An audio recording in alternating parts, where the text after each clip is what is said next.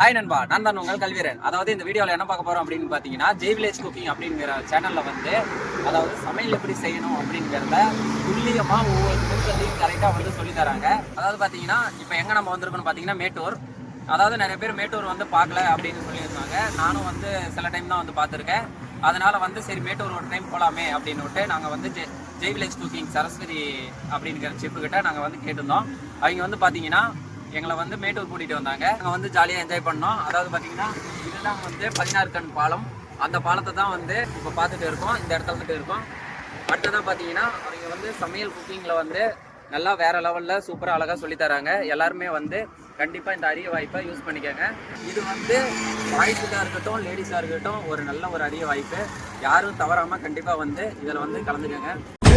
உன்னாலும் முடியாது ஊரே சொல்லும் நம்பாது போய் பரிதாபம் காட்டும்